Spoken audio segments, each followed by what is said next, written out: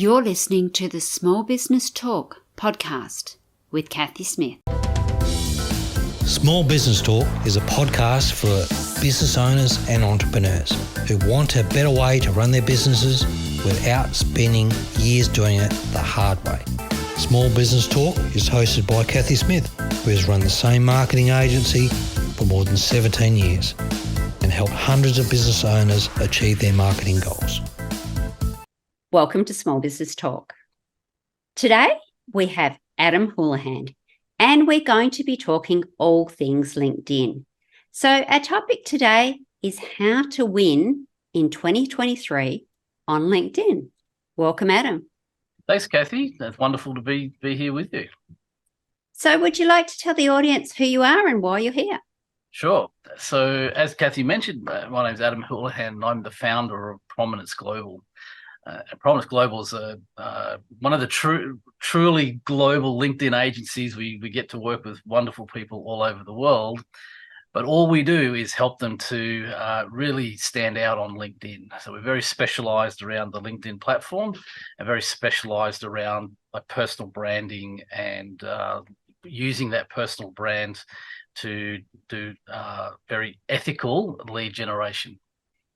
Fantastic. And as we know, in the world of marketing, things have changed so much in the last even 6 months, 12 months. So thinking about how to win with LinkedIn in 2023, what would be your hot tips for the audience? Well, Cathy, essentially there's 4 pillars of what you need to be able to accomplish on LinkedIn.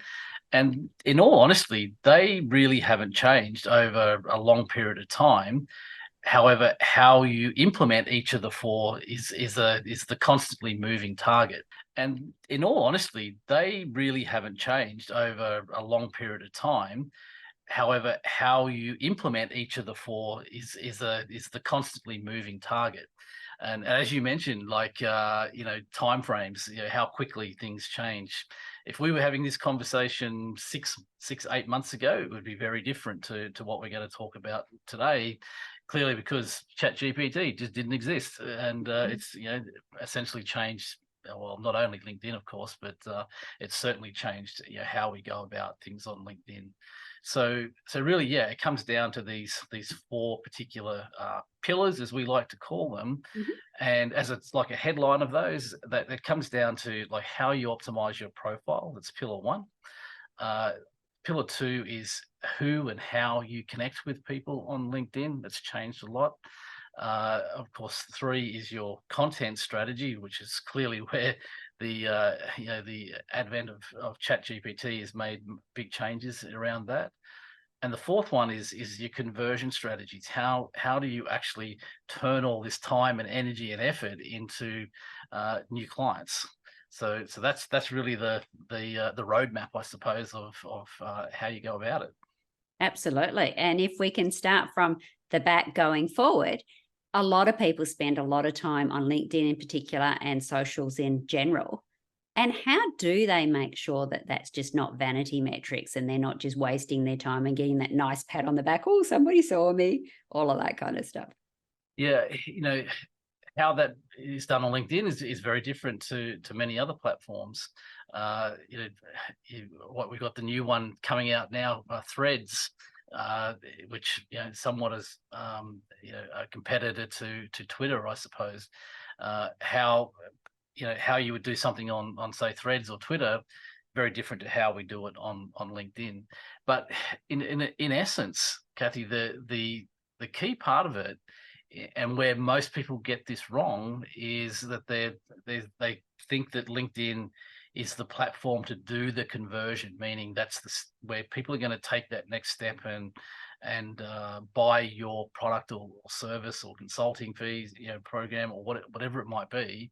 Now there is a place for that, which is the paid ad platform. You can certainly do that off the paid ad platform, like any other tool. But especially on LinkedIn, the paid ads are very expensive. They do work. If like anything, you got to know how to put them together. But what we're talking about today is how you can do all this organically and ethically. always throw that word in there. Absolutely. There's a lot of stuff that happens on LinkedIn or any other platform for that matter that we wouldn't call ethically done. So yes, so very much what we're talking about here is the organic way of doing this, and so much around the ethical way. And what I mean by that is, what we're not trying to do is sort of like the old marketing tactics, like the bait and switch type things, where you're talking about one thing, but it's just really just to get someone hooked in and then take them off in a completely different direction.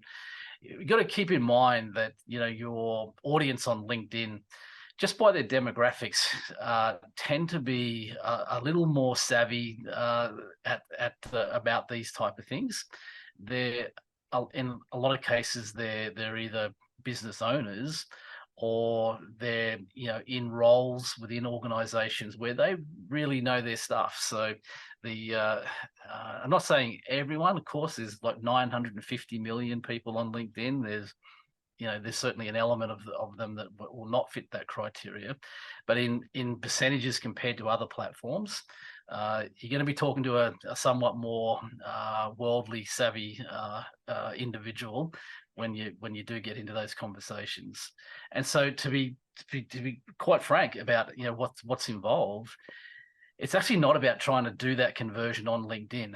It's about using the platform through those other three pillars to position ourselves as people of authority in our space, to show that we know what we're talking about, that we really have the goods. We know what the pain points are that our audience experiences, and that we have the solutions to those problems, and then moving that conversation off the platform. So the first part of conversion on LinkedIn is not the sale. It's just the next step of making sure that, to start with, the people you're in conversations with know who you are. They like what you're about, and they've consumed a reasonable amount of content from you. Now, again, everybody's got different levels of price point of products and services. We get the privilege of working with people with stuff as low as hundreds of dollars, and products as high in the millions of dollars. And of course, to some degree, that process is a little different as you go up that tier in pricing. However, the fundamentals are all the same. You've got to have trust before anyone's going to talk to you, and so that's the first thing. Is through those other three pillars is deliver the ability for people to trust you. As I said, it's the old marketing know, like, trust. It's kind of all the same, and then getting them to willingly want to take that next step with you. And so, as an example, Cathy, it might be that you're running some sort of an event. It could be a live event. It could be a webinar. It could be a short lunch and learn is one of the terms we use for a small group of people. And your conversion strategy on LinkedIn is just to get people to say, yes, I'd like to attend one of those things. It could be a one-to-one consult, whatever it is. The conversion is not going to happen on LinkedIn. I'm sure you've experienced plenty of times people send you like a direct message just saying, basically in many different versions of, please buy this today. And I'm sure, you've ignored 99.9% of those. Absolutely. And especially when they're very long-winded. So you've just connected with somebody and suddenly, I call it verbal vomiting, they vomit into your DMs and you go, no way, you didn't even find out who I was. No, and often just by automation, they're just using an automation tool that as soon as you accept that connection request, it just fires off a pre-formatted response like that. Very long-winded. They're forgetting that we're all kind of reading this stuff on our phones, mobile phones, and so that message looks even longer than you first thought when you wrote it. So yes, it's really about just getting people to take that next step, because they go, okay, I know who Cathy is. I'm happy to come to her webinar, or I'm happy to come to that live event she's running, or I'm happy to, book in and just have a chat and see, if there's a fit. So that's the conversion part of the process, is not the sale. It's getting people to take that next step. That kind of alludes to the fact that the higher the dollar value of your product or service, the better this process actually works, believe it or not. So, often you have conversations with people who have this real fear, because they say, "Oh, working with me is, $50,000." I say, "Great, that makes it even easier." Well, how could that be easy? It's because as long as you build the right level of trust and add enough value, and you speaking to the right type of people, then, and you're not trying to close it on LinkedIn.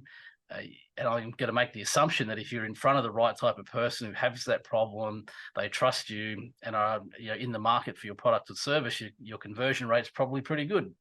Yeah, I am. Yeah, and that's what they say. And so when we get them into those conversations, then the higher the dollar value, the better. Fantastic. So we're looking at not trying to convert on platforms, and we shouldn't be trying to convert on any platform really, but particularly LinkedIn, because of the people we're talking to. We're looking at putting out great content that really hits the pain points of our audience and positions us as an expert, not just somebody that's regurgitating everybody else's information. We're putting our own IP out there and our own thoughts and opinions and that sort of thing. So you did sort of mention at the beginning about how we're connecting to people differently now, and you've alluded to that fact with these higher ticket people. So do you want to tell us a bit more about how we should be connecting with people? Sure. So, again, the old days of LinkedIn, which was, probably 2 years ago, you used to be able to send as many connections, almost as many as you wanted. It was almost unlimited. And by this, I mean, 1,000 a month. You could send 1,000 connection requests with people per month. Where that really kind of started to change was around the end of the pandemic era. Obviously, a lot of things went crazy over that period. A lot of people got onto platforms like LinkedIn out of necessity. They still really didn't know how things should be done. What was sort of ethical, I suppose, is one way of putting it, but also, what is etiquette? And I believe it's a good thing that these days you cannot connect with that many people. In fact, the maximum you can outbound send connection requests to people is 100 per week. And if you're doing, believe it or not, if you're doing that really, really well, you're probably going to get an acceptance rate of around about 30%. So 30 in every 100 that you send will accept your connection requests. What helps you get that to the higher end of that 30, or even, yes, I do know people who get higher rates than that, but I'm talking about over many industries and locations and things like that. The average is 30%. Mm-hmm. So what does it take to do that? It takes, just like you said, not coming across as super salesy. And again, I can back it in that you've got a connection request from people who literally put a pitch in the connection request. They said, something like, I own XYZ company, and we have this solution that is going to rock your world. Can we connect so I can chat to you about it? That type of profile, that clearly that's never going to pass the muster at all. So guys, you definitely don't be putting a pitch in your connection. No, put something there that shows there's alignment, there's a reason. People want to know. It's just and I see all these comparisons where people say, I actually get a better acceptance rate if I don't put a message at all. It's like, because you can just send a connection request without putting a reason why. And I can 100% guarantee you've got those. And I guarantee that the percentage of those that you've accepted is probably very, very low compared to the ones where they gave a reason for connecting and you were able to go and have a look at their profile and make it your own decision as to whether or not you wanted to connect with them. Yep. So I think with the mobiles, when you're connecting on the mobile, you need to be careful that you do actually go and personalize it first, because if you just hit connect on the mobile, it doesn't give you the option to personalize as it does on a PC. So sometimes the percentage of those should be a lot lower because people actually intended to put a message. But just with the technology, sometimes you need to be careful. So guys, when you are doing a LinkedIn request, remember on the mobile, go and check the personalization first. Yeah, very good point. And it's not kind of intuitive where, like you said, on the desktop, it's it's right there for you to do. You've got to go to a separate section and craft your message. So it's a little painful. But so yeah, it's about and it kind of leads back to the first part around your profile. So these days, and you mentioned the word before, vanity metrics. The days, and again, old schools are now. You probably remember back. I know you've been on LinkedIn, a few years. That you used to see people in their profile would boast about how many connections they had. Like they say, "Oh, my name's Cathy, and I've got 18,000 connections," and it was like, well, who cares? The fact that you're putting that there, you're telling people on scale that all you care about is that if I connect with you, I'm just another number to you. Yes. But fortunately, I mean, I'm not saying nobody does that anymore. I still see it occasionally, but less of that's happening these days because people are working out that people aren't going to resonate with that. No. So what does resonate is that your profile kind of gives a good outline of who you are. It looks professional. It covers a lot of other bases because most people these days will go and check. Just because you send them a connection request, the days of just accepting them because you got sent, but it's now very, very low. People are going to check out your profile, and again, part of that reasoning is around the amount of fraud and things that happens online. Yes. It's just people are just more, understandably more cautious about everything these days. Absolutely. So they will go and look at your profile. Hence why, if you don't put any form of connection request message, then it's like, well, this is just a bit random, and more often than not, they'll hit the delete button. Yes, absolutely. And I guess something that we really need to mention about profiles is making sure that you have photos, making sure that you have a photo of yourself and then a background photo. You still see a lot of profiles that don't have that background. Even if it's just a pretty scenery, just have something there. Yeah, again, you're right. Just LinkedIn will put like a generic banner there if you don't have something, obviously, but that's just telling the world that you don't really care that much about your presence on the platform. It's not that hard these days to go on services like Canva and just type in, I want to create a LinkedIn banner image. It'll format it to the right dimensions and everything for you and even give you suggestions. It's not that hard to do these days. Perfect. So I guess that leads into content. So obviously we're wanting to put our best foot forward. We're wanting to show people that we are an expert in our particular field. So what type of content do you think is going to be best for most people on LinkedIn?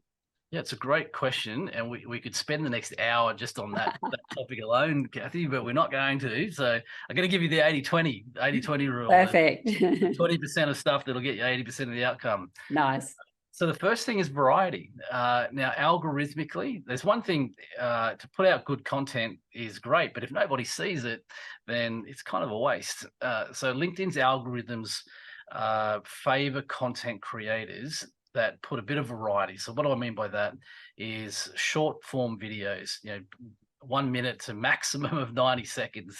Don't make your videos any longer than that. Status posts, which is just your standard written format, polls, document posts, which is where you can attach, say, some sort of a PDF download, the newsletters, long form newsletter content. Very, very good. So a bit of variety, like don't just, and again, a classic example I see is people say, as an example, I'll give you a specific example of a client of ours. When they first come to us, they're a video production. That's what they do. They do video production. And they said, all of our content's got to be video based. And I said, well, why? And they said, well, because we're a video production company. And I said, great. So do you care whether people see your content or not? Oh yeah, but we know that they'll love video. And I said, yeah, but the algorithms won't. So you've got to have a bit of a variety. So the first thing is variety. The second thing is it's about the way you're putting your content together, and what we call it is know-how with know-how. And what that means is that you've got to show that you know how to fix and solve a particular problem and what that problem is, without actually showing how to fix and solve that problem. Yes. Because, of course, if you do that, yes, you'll get more interaction, you'll get more engagement on your content. Why wouldn't you? You're solving people's problems for free.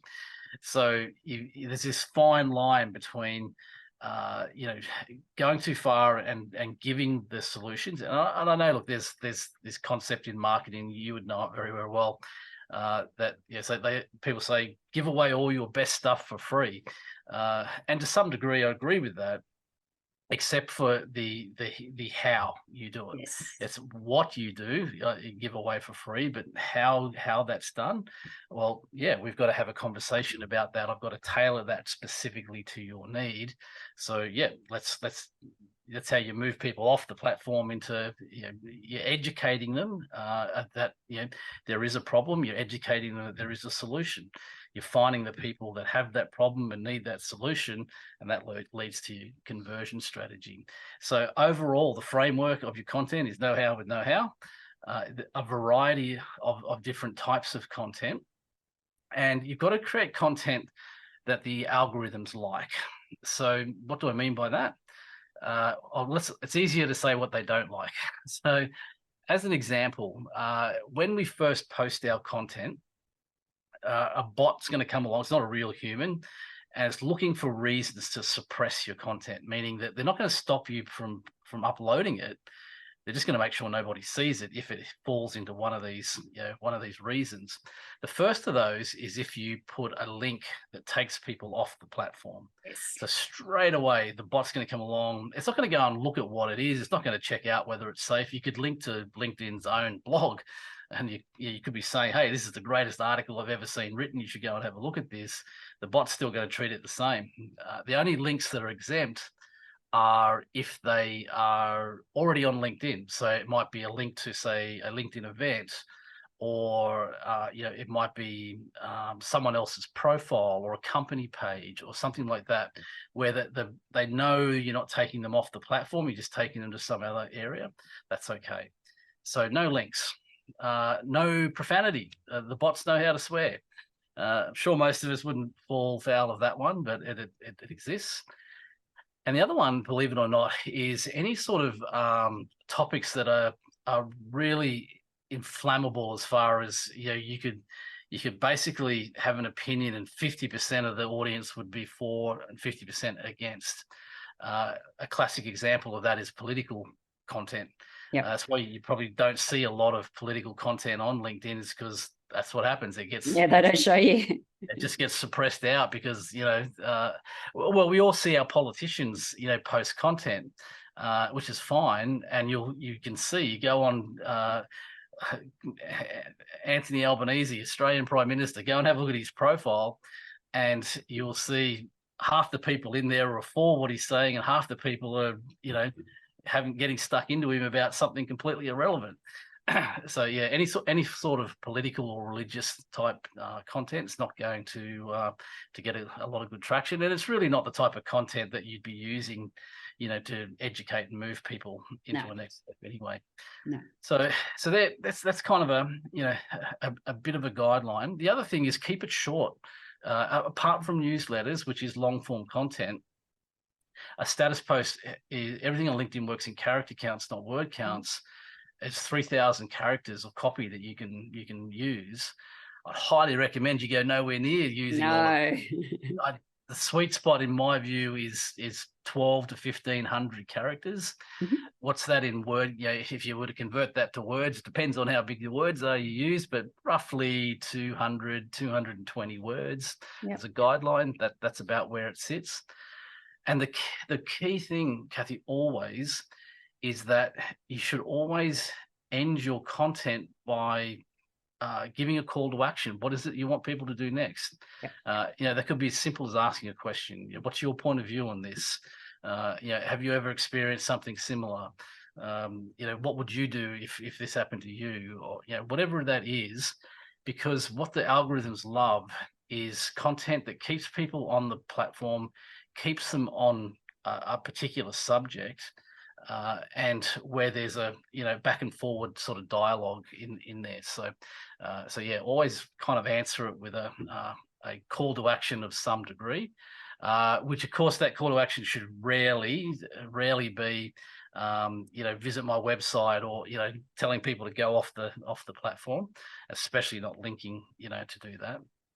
Of course, there's always workarounds to that stuff, Cathy. If you really have to put a link, you put it in the comments.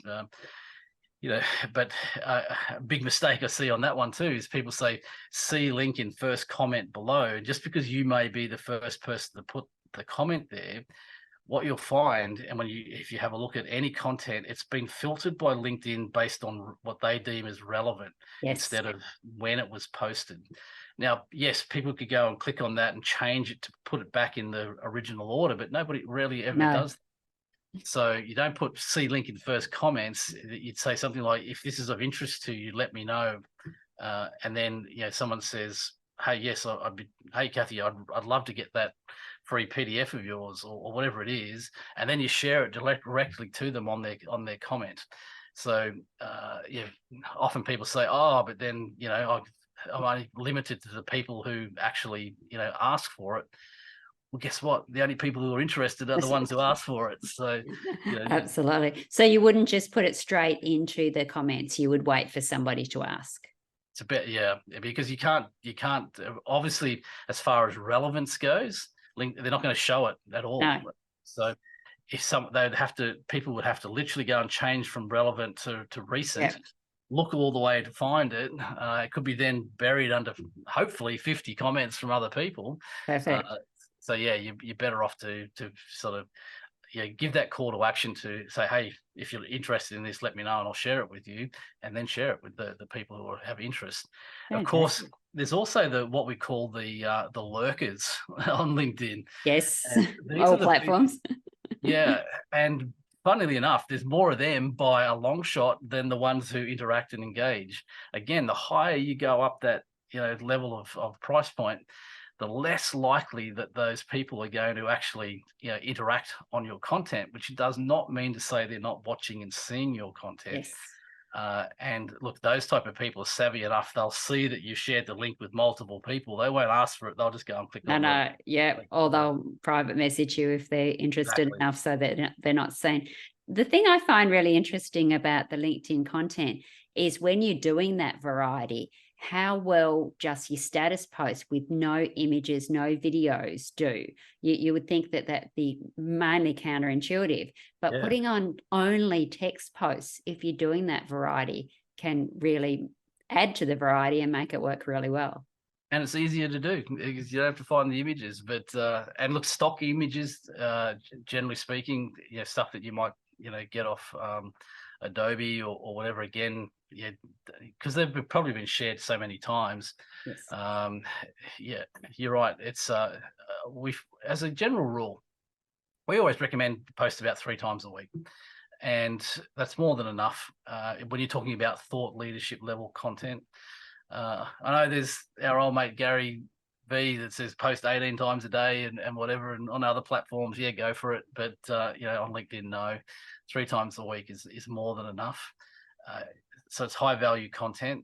And as a general rule, say over a calendar month, we would work on that being 13 pieces of content.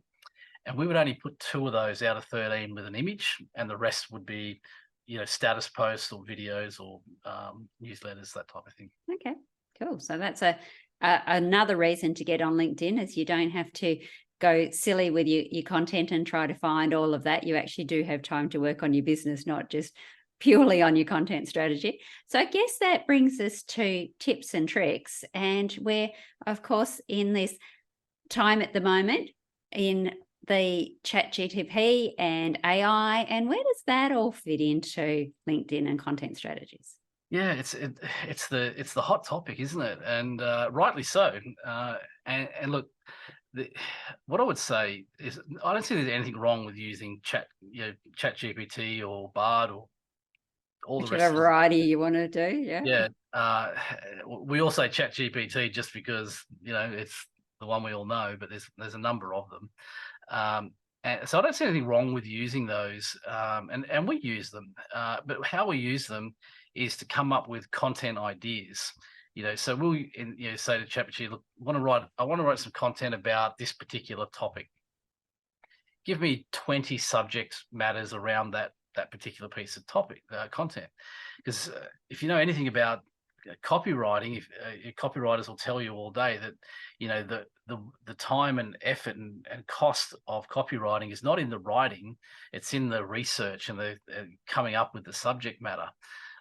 And so again, obviously there was a lot of concern that copywriters would be wiped out of existence by ChatGPT. Yeah.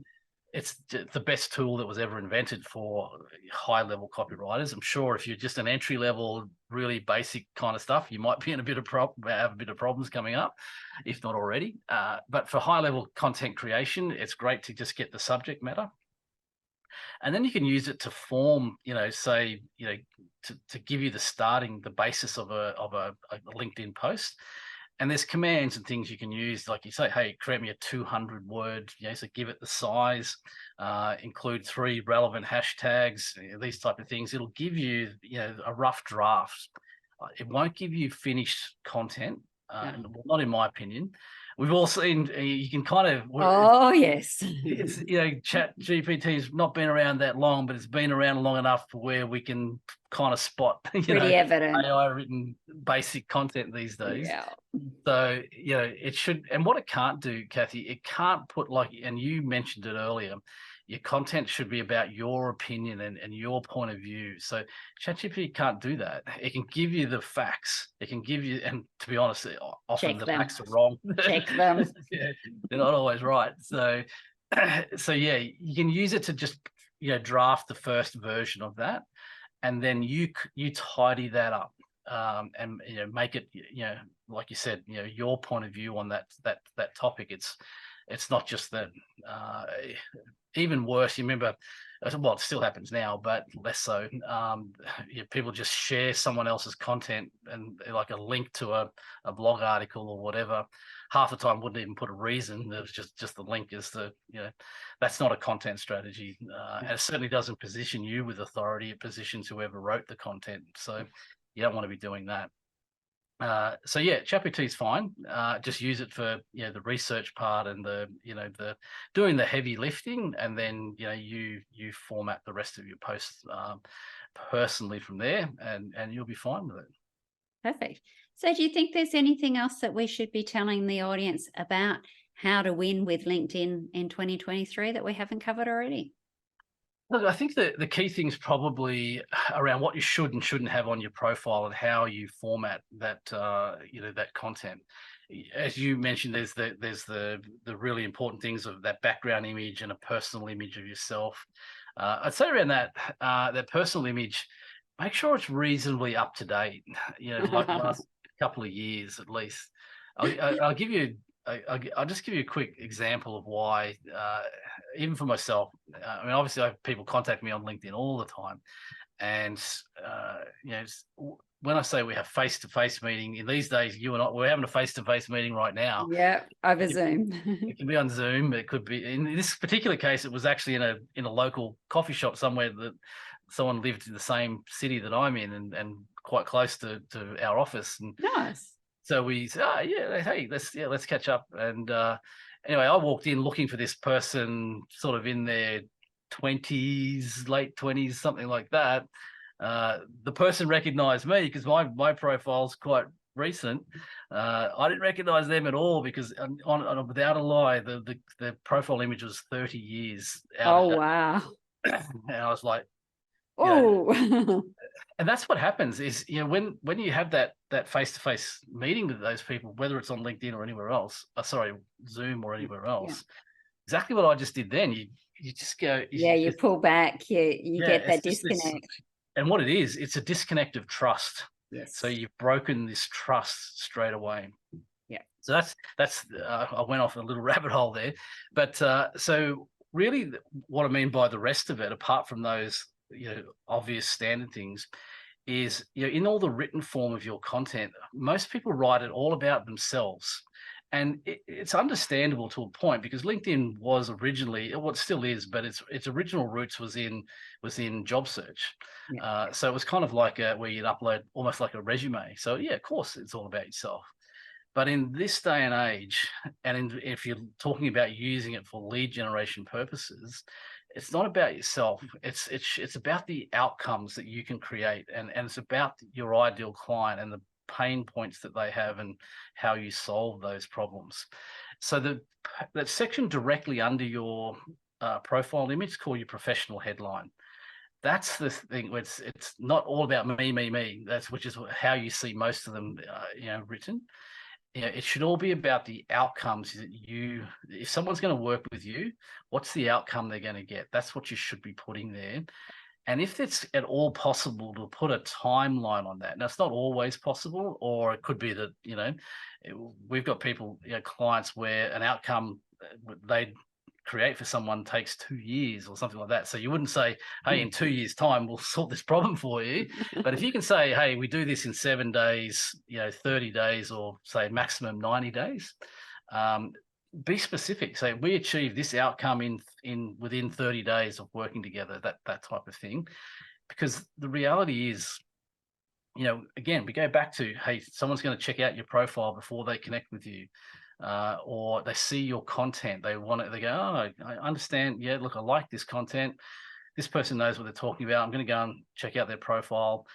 But what they want to see is, what's in it for them. It's all about them, not you or me. So yeah, make sure it's written very much about your the outcomes and who the client, potential client is, and what's the problem and solution that you have around that.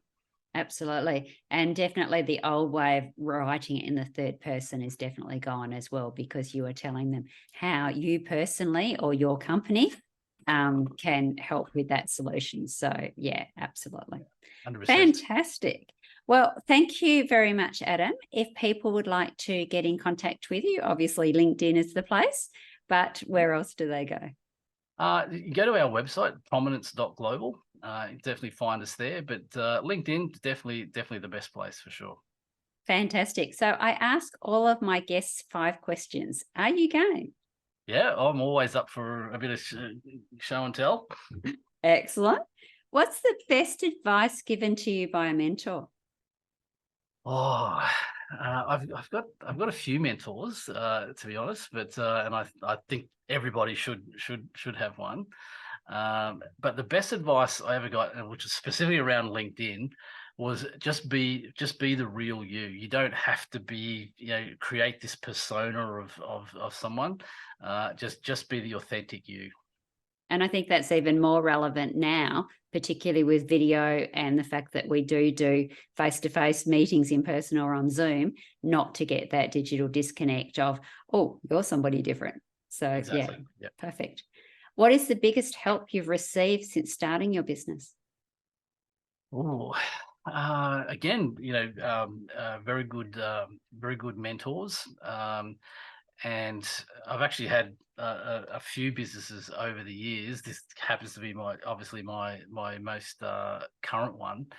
But believe it or not, the best advice I ever got was to reach out to your competitors and ask them, for help. And I know that sounds weird, but and I've done it in pretty much every business I've ever had. And I actually have now some of my best friends own LinkedIn agencies in other parts of the world. And and we interact with a lot of people that are starting out, and we're more than happy to help them out as well. So you'd be surprised how much competitors will. And look, in this day and age of specialization, it's often that you might be kind of in the same space, but you kind of a different niche. So clearly, I'm not talking about if you absolutely compete head to head for every client, but yeah, look, talk to your competitors sometimes. And I think that's a good thing too, because sometimes with the ebbs and flow of work is they can have overflow and sometimes you can have overflow. Yeah, and sometimes the best thing you can do for a client is actually pass them on to somebody else for you and them. So absolutely. Perfect. What is the one thing you have to do every day, your non-negotiable? Oh, one thing every single day. It's I do I have a, believe it or not, a breathing coach. So that's a bit weird.